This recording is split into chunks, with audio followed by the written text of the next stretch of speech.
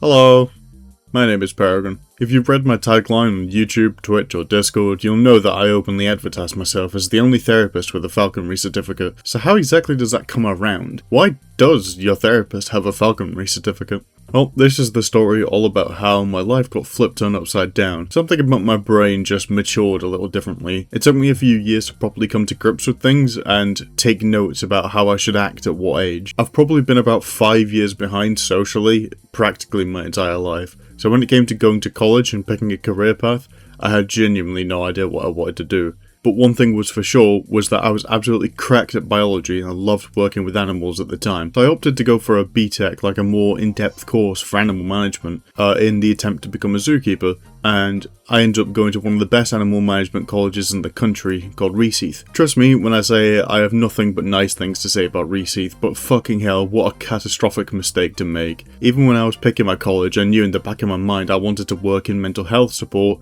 but I didn't have the self-confidence to take the route. I thought my own unstable emotions would heavily hinder or completely block my abilities. Like I said in my video about being happier in 2026, I do in fact have chronic depression. After 1 year of my 2-year course, I realised that I actually fucking hated working with animals for extended periods of time. I was massively out of shape at that point, and the dark side of the zoo industry had heavily put me off working in there. But I still wanted to get my qualification, so I put my head down and passed all my courses, which thankfully included a beginner level certificate in falconry and general bird keeping. Granted, didn't get to work with a peregrine, but I did work with a kestrel.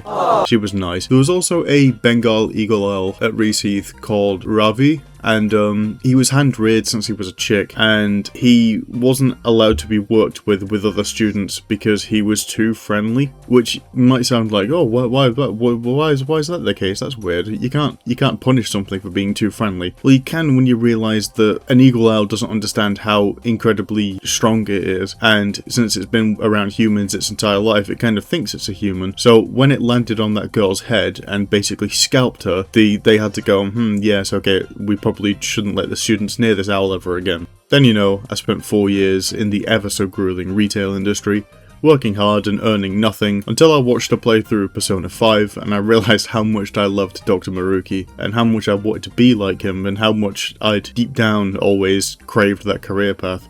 So I said, fuck my own mental health issues, they're only bad because I have nothing to live for, so I'm gonna give myself something to live for, and I started becoming a therapist. Now, 4 years after that, I'm at the end of my level 4 course and currently practicing with an autism charity, making YouTube videos as a hobby, and I haven't interacted with a bird of prey in almost a decade, and I wouldn't have it any other way. Okay, that's a lie, I would rather be making millions on YouTube, but hey, that's life. At this point, I don't really mind if the channel eventually dies off, because I definitely have other plans for life. But if you see me uploading daily in about 5 years' time, that means my clients have started killing themselves, so keep an eye out, and like and subscribe.